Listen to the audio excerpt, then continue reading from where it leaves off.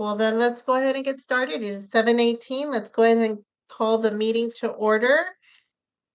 And let's go ahead and take roll call.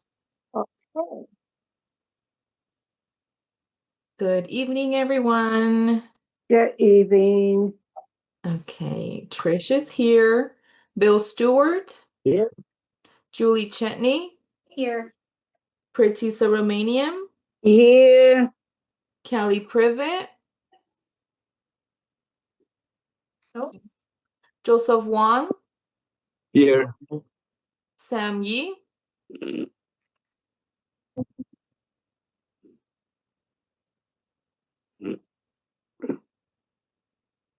Karen Sarsa Diaz I. Philip Loy. I'm here. Richard Centeno. I'm here. Adriana Pinedo, she's going to be a little bit late. And Tina Wright. Here. Okay, you have a I'm a guest, Jovenal Malonzo. I got you down. Thank you. All right. Well, thank you, everybody. So first things on the agenda, we're going to do a review of the agenda. And we do need to make one correction on that, Erica, is it still has Bill for covering for last month's meeting. I changed it. Okay, perfect. Thank you. So let's go ahead and review the agenda. Are there any changes or anything we need to amend? I'm trying to look at everybody, trying to see. Okay, seeing none. Let's go ahead to the next item, review the board minutes. Did everybody have an opportunity to look at our minutes from December 10th? Seems like so long ago. Actually, Trish, that's a typo. It's supposed to say December 10th, 2025. Oh, 2025. Oh, see, I didn't Yeah. even catch that. Damn, man, the years, I was going to say the year's already gone by so fast, I know, really. right? Right. Were there any amendments or changes that we need to make?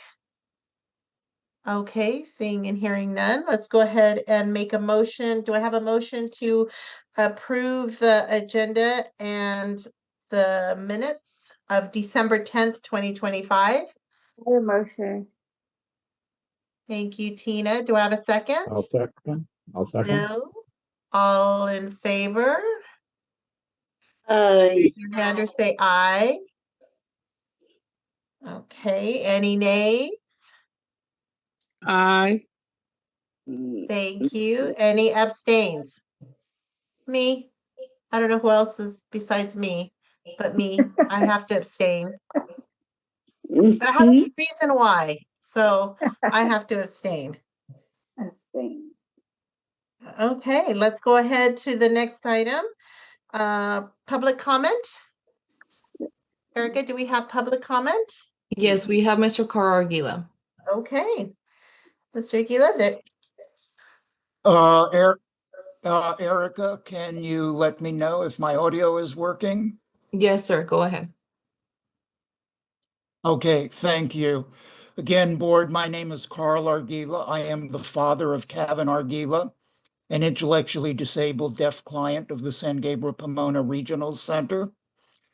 Tonight's SGPRC meeting is being recorded, including my comments, under the provisions of the Bagley-Keene Act, and will be posted for public review on my blog at www.sgprc.net. And we do have a collection of full board meeting recordings for your reference that go back, I believe, a couple of years.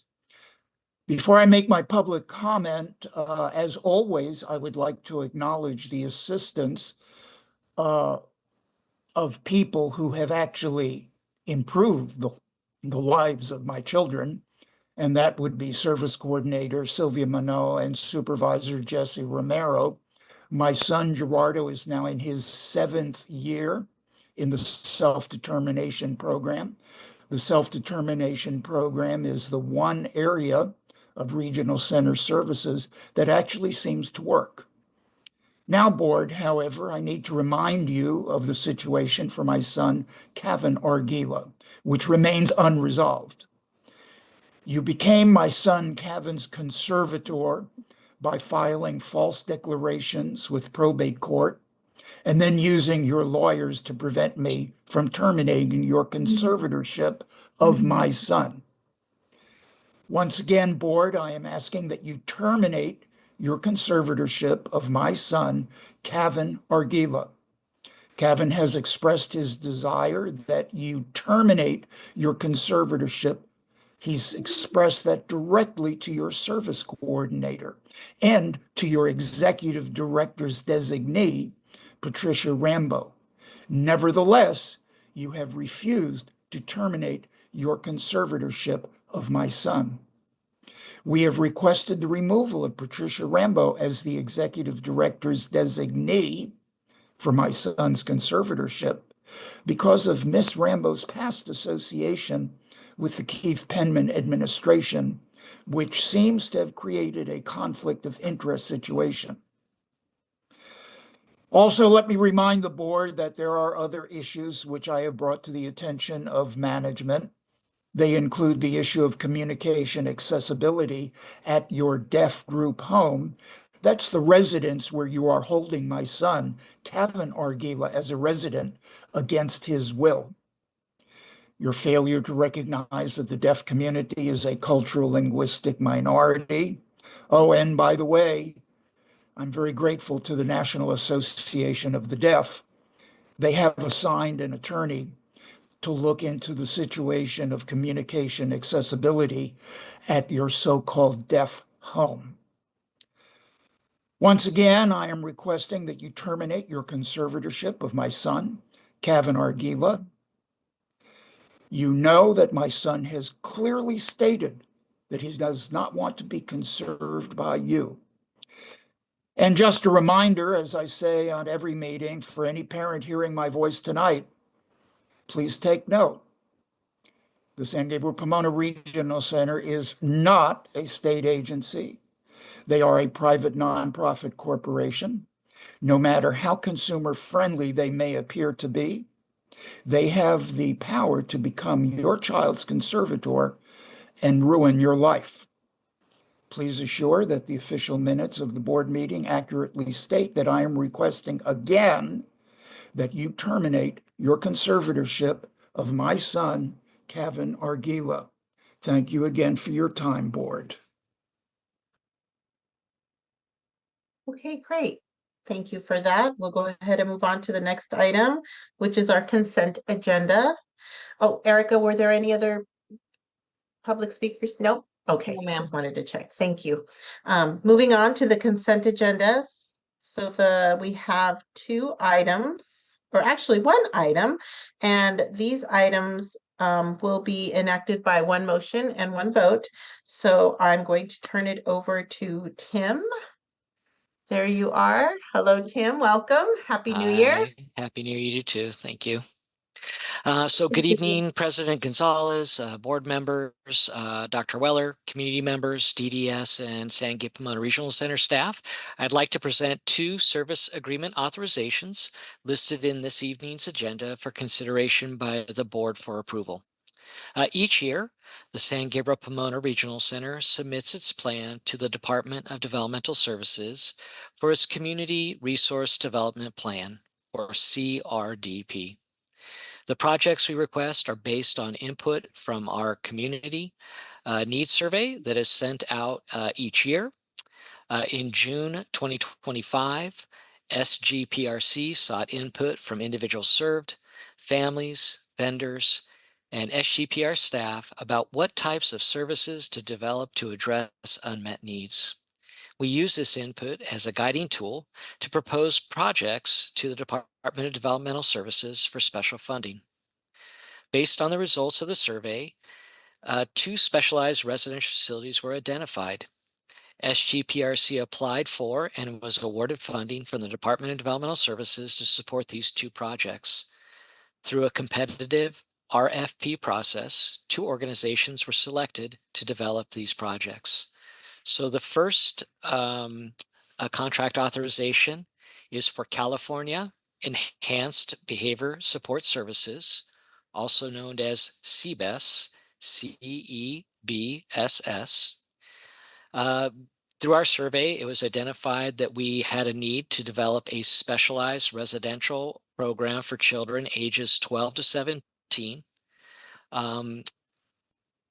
This particular home will meet the needs of individuals that we serve, as well as also those individuals that may be served by the Department of Children Family Services.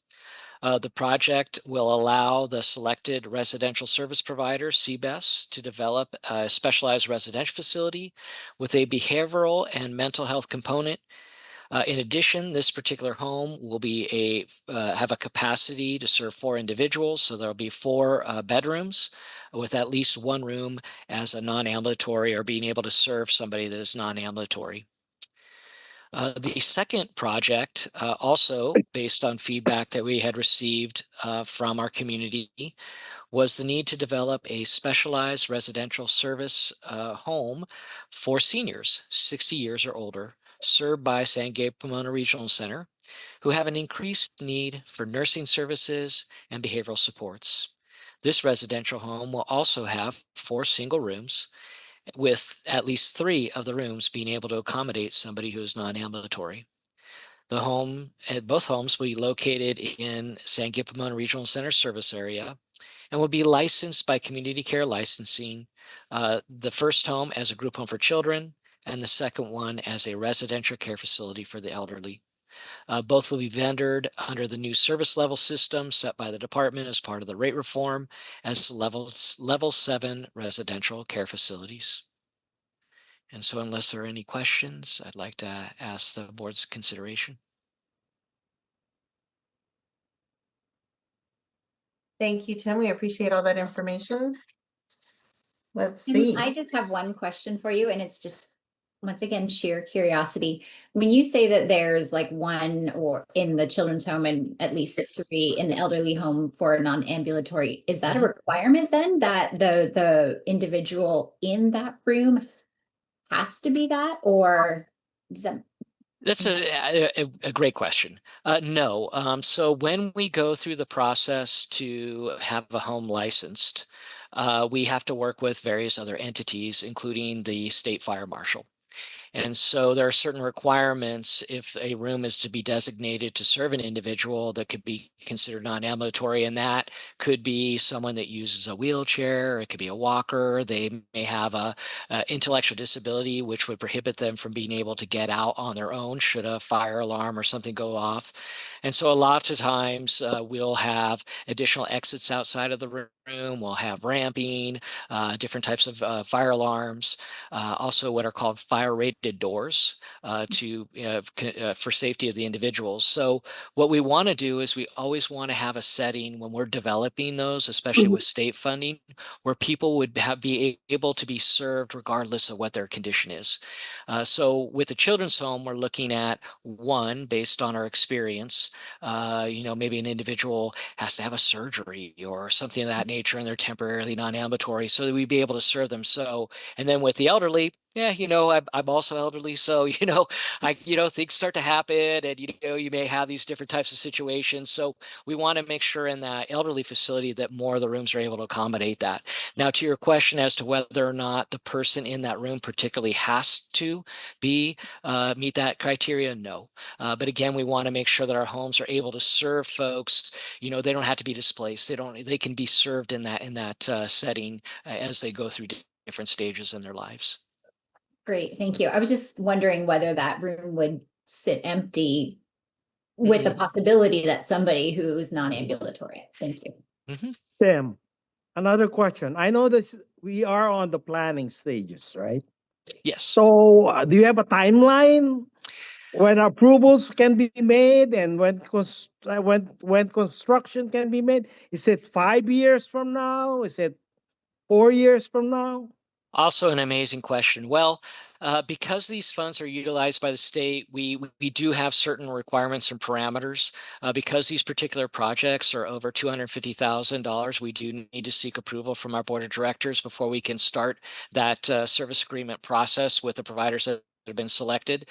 To your point, these will not be developments of homes that are built from the ground up.